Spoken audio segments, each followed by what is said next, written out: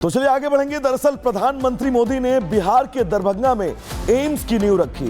इस मौके पर बिहार के मुख्यमंत्री नीतीश कुमार जब मंच पर पीएम मोदी से मिलने पहुंचे तो उन्होंने झुककर उनके पैर छूने की कोशिश की, लेकिन पीएम मोदी ने उन्हें रोक दिया। उम्र में बड़े पीएम मोदी के लिए नीतीश का सम्मान ये दिखाता है कि विपक्ष इससे अब लगातार राजनीति करने से बाज नहीं आ रहा है और तस्वीरें भी कुछ ऐसी ही सामने आ रही है। रिपोर्ट आपको दिखाते हैं।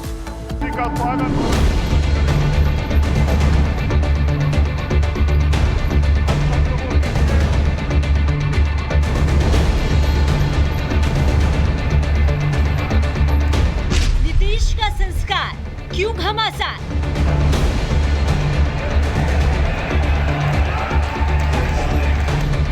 पैर छुआ, क्या संदेश दिया?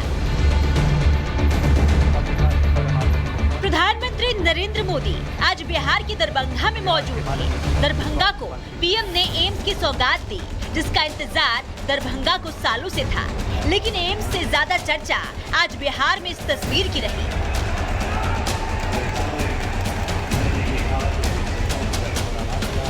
मौका खास था क्योंकि जनता को एम्स का उपहार दिया जाना था। ऐसे में मंच पर प्रधानमंत्री मोदी के साथ बिहार के सीएम नीतीश कुमार और केंद्रीय मंत्री नित्यानंद राय, चिराग पासवान के साथ साथ राज्य के दोनों डिप्टी सीएम समेत कई मंत्री, सांसद और विधायक मौजूद थे। दरभंगा में एम्स की नींव रखने पर नीतीश बाबू ने पीएम का आभार व्यक्त किया, शुक्रिया अदा किया। अपने 9 मिनट के संबोधन में सीएम ने पीएम मोदी का 8 बार नाम लिया। यहाँ तक तो फिर भी ठीक था, लेकिन फिर नीतीश ने संबोधन खत्म करने के साथ ही कुछ ऐसा कर दिया कि मंच पर बैठे सभी लोग चौंक गए। अचानक से पीएम के पास नीतीश कुमार हाथ जोड़कर पहुँचते हैं और उनके पैर छूने के लिए झुकने लगते हैं। हालांकि पीएम मोदी सीएम को तुरंत पैर छूने से रोकते हैं और उनसे हाथ मिलाते हुए दिखाई देते हैं। नीतीश इसे पीएम के लिए सम्मान बताते हैं, लेकिन इस पर अब घमासान शुरू हो चुका है। बिहार सरकार में मंत्री नीरज बबलू ने इस मुद्दे पर आलोचना कर रहे विपक्षी नेताओं पर हमला बोला है। ये नीतीश कुमार जी का बड़प्पन है कि माननीय प्रधानमंत्री जिस तरह से इतना बड़ा सौगात दे के गए तो पूरे बिहार के जनता की तरफ से उन्होंने पैर छू के अभिवादन करके अभिवादन किया उनका। ये हमारा संस्कार है, ये एनडीए का संस्कार है। इस चीज़ पर आरजेडी वाले उंगली उठाते हैं तो आरजेडी कुसंस्कारी पार्टी है, इनको संस्कार से कोई मतलब नहीं है। इतना बड़ा सम्मान देश को, प्रदेश को मिला है, इतना बड़ा सौगात माननीय प्रधानमंत्री जी दिए हैं उत्तर बिहार और मिथिला को। तो अगर नीतीश जी पैर छू के उनका सम्मान किए तो नीतीश जी का बड़प्पन है, हम उनका अभिनंदन करते हैं, स्वागत करते हैं। भले ही नीतीश के पैर छूने पर विपक्ष सियासत कर रहा हो, लेकिन नीतीश ने यहां से विरोधियों को बड़ा संदेश दिया है। जेडीयू और बीजेपी में कोई गुटबाजी नहीं है, एनडीए मजबूत है, मोदी की लोकप्रियता का असर है।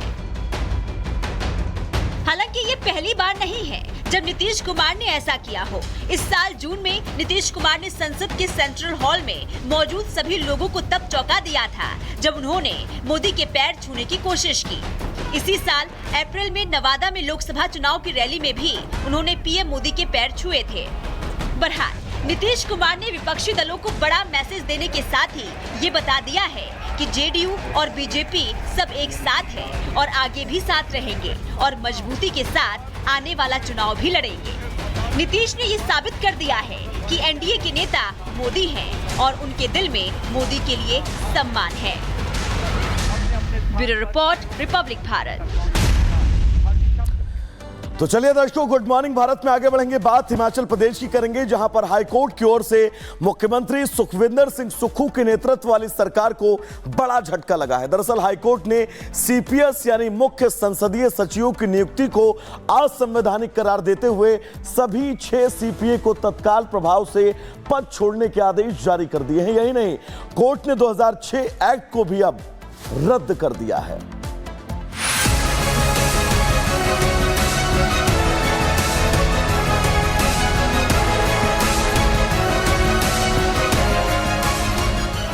दिसंबर 2022 की तारीख थी जब हिमाचल में कांग्रेस के 5 सालों बाद सत्ता में वापसी हुई थी।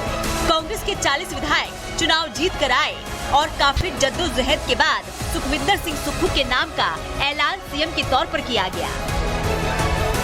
और 8 जनवरी 2023 को मंत्रिमंडल के गठन से पहले 6 CPS यानी मुख्य संसदीय सचिव को नियुक्त कर दिया गया। ज्यादा से ज्यादा विधायकों को सरकार में एडजस्ट करने के चक्कर में, या फिर यूं कहें कि सभी को खुश करने के लिए सीएम सुक्खू ने संवैधानिक नियमों को ताक पर रखा, जिसका नतीजा ये हुआ कि ठीक 2 साल बाद अब सुक्खू सरकार के फैसले को कोर्ट ने झटका दिया है और सभी CPS को हटाने के आदेश दे दिए हैं। हाई कोर्ट ने झटका देते हुए उस कानून को भी अमान्य घोषित कर दिया जिसके तहत CPS की नियुक्तियां की गई थी। 2 जजों की बेंच ने फैसला सुनाते हुए 6 CPS की सभी सरकारी सुविधाओं को भी तुरंत वापस लेने का आदेश दिया है। राज्य सरकार का 2006 का CPS एक्ट निरस्त कर दिया गया। CPS सुविधाएं वापस लेने का भी आदेश दिया गया। कोर्ट ने कहा संविधान में CPS की नियुक्ति का कोई प्रावधान नहीं है। वहीं कोर्ट ने ये भी कहा कि विधानसभा ऐसा एक्ट बनाने के लिए सक्षम नहीं है। सरकार की ओर से इन CPS को गाड़ी के साथ साथ दफ्तर, स्टाफ और मंत्रियों के समान सैलरी दी जा रही थी। 6 CPS की नियुक्ति के बाद से ही बीजेपी इसका विरोध कर रही थी और इसे असंवैधानिक बता रही थी। बीजेपी नेता सतपाल सत्ती सहित 12 विधायकों ने हाई कोर्ट में CPS नियुक्ति को चुनौती दी थी, जिस पर लंबी सुनवाई के बाद आज कोर्ट ने बड़ा फैसला सुनाया, जिसे बीजेपी ने स्वागत योग्य बताया। पहले दिन से इस बात को लेकर बड़ा स्पष्ट कर रहे थे कि CPS की नियुक्ति नहीं की जा सकती है, क्योंकि सुप्रीम कोर्ट ने पहले जजमेंट पहले भी दे दी है कि ये गैर कानूनी तरीके से असंवैधानिक है। और उस तरह से जो 6 CPS की नियुक्ति हिमाचल प्रदेश में की गई, उस सारे मामले को हाई कोर्ट में बहुत बहस होने के बाद इसकी जजमेंट सुरक्षित रखी थी। आज जजमेंट आई है और उस जजमेंट के तहत है कि इनकी जितनी भी सुविधाएं हैं तुरंत प्रभाव से वापस ली जाएं। और भारतीय जनता पार्टी का बड़ा साफ कहना है कि इनकी सदस्यता समाप्त कर दी जाए। इधर सीएम सुखविंदर सिंह सुक्खू ने कोर्ट का फैसला आने पर क्या कहा, वो भी सुनिए। अगर ऐसा फैसला है तो उसका अध्ययन किया जाएगा और अध्ययन करने के बाद सभी अधिकारियों से और अपने मंत्रिमंडल के सदस्यों से चर्चा करके आगे देखा जाएगा। CPS नियुक्ति से न केवल हिमाचल की खस्ताहाल अर्थव्यवस्था पर बोझ बढ़ रहा था, बल्कि सियासी सवाल भी लगातार उठ रहे थे। Bureau report, Republic Bharat. दोस्तों, चैंपियंस ट्रॉफी 2025 इस बार पाकिस्तान में आयोजित की जाने वाली है, लेकिन भारत पाकिस्तान में जाने के मूड में नहीं है। इस असमंजस के बीच अब पाकिस्तान के पूर्व क्रिकेटर जावेद मियांदाद ने जो बयान दिया है, वो बयान आपके लिए सुनना बहुत जरूरी है। इस रिपोर्ट के जरिए सुनवाते हैं।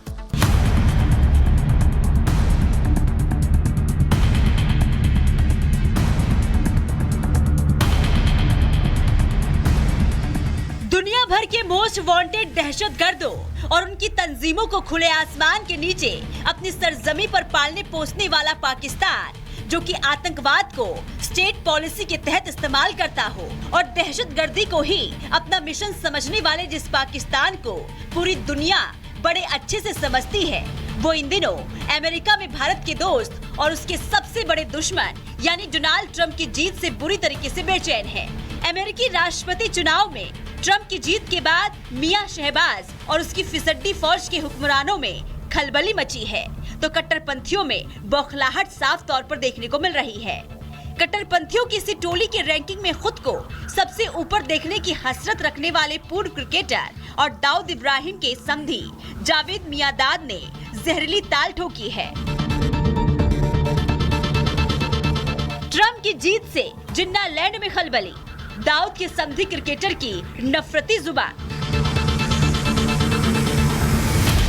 दुनिया में पहले ही आतंकी मुखौटे और खून खराबे की करतूतों के लिए बेनकाब जिन्ना लैंड की एक और आतंक प्रेमी तस्वीर सामने आई है, जो ये दिखाती है कि कैसे मुल्क के रोल मॉडल माने जाने वाले लोग ही दहशतगर्दी को बढ़ावा देते हैं। याद होगा कि टेररिस्तान के पूर्व प्रधानमंत्री इमरान खान, जिन्हें दुनिया 1993 क्रिकेट वर्ल्ड कप विजेता के तौर पर भी जानती है, कैसे उसने अपनी संसद में 9/11 के कसूरवार और most wanted Osama bin Laden को शहीद बताया था। एक हुआ जी, उसामा बिन लादेन को इन्होंने अमेरिकन ने आके एबटाबाद में मार दिया, शहीद कर दिया। उसके बाद क्या हुआ? ये हुए पाकिस्तान के पहले रोल मॉडल जो मोस्ट वांटेड आतंकी के बारे में क्या सोचते हैं। अब आपको पाकिस्तान में आतंक प्रेमी दूसरे रोल मॉडल से मिलवाते हैं। इत्तेफाक से ये भी एक पाकिस्तानी क्रिकेटर हैं। नाम है जावेद मियांदाद, जो कि डी कंपनी के सरगना दाऊद इब्राहिम के समधी भी हैं। देखिए कैसे आतंकी का ये समधी तलवार लहराते हुए नफरती बोली बोल रहा है। कश्मीर भाइयों, तुम फिक्र नहीं करो, हम आपके साथ हैं। मेरे पास बल्ला भी है, छक्का मारा था, अब ये चलेगा। इतना ही नहीं, मियांदाद के साथ खड़ा व्यक्ति जब मियांदाद को उकसाता है तो उसके जवाब में दाऊद का समधी क्या कहता है वो भी सुनिए। एक छक्का मार सकते हो तो इससे इंसान क्यों नहीं मार सकता। देख सकते हैं कि कैसे दाऊद का समधी, जो खुद को बड़े फक्र से क्रिकेटर बताता है और चौके छक्के मारने की बात कहता है, वो किस तरह नफरत की आग में जेंटलमैन्स के गेम को भी बदनाम कर रहा है, जिस खेल ने करोड़ों को जोड़ा है। साफ है पाकिस्तान में कट्टरपंथियों की बौखलाहट भारत के दोस्त ट्रंप की जीत को लेकर है, जिनके पाकिस्तान को लेकर दिए पिछले बयान ही जिन्नालैंड की नींद हराम कर दिए हैं। We can no longer be silent about Pakistan's safe havens for terrorist organizations. पहले ही भारत के हाथों मुखी खाने वाले आतंकिस्तान का भारत के दोस्त ट्रंप की जीत से हाल बेहाल है कि वो कट्टरपंथ का खुला इजहार करने को आमदा है। तब उसका क्या होगा जब ट्रंप अपनी दूसरी पारी में भारत के साथ टेररिस्तान का हुक्का पानी बंद कर देंगे। Bureau report, Republic Bharat. दर्शकों, क्या पाकिस्तान और चीन मिलकर भारत के खिलाफ कोई नई रणनीतिक साजिश रच रहे हैं? क्योंकि दरअसल रिपोर्ट एक ये सामने आई है कि पाकिस्तान के अंदर चीनी सेना प्रवेश करने वाली है और इस रिपोर्ट से समझा जा सकता है ये कोई नई साजिश है या फिर चीन अब वाकई पाकिस्तान के खिलाफ होने वाला है। रिपोर्ट आपको दिखाते हैं।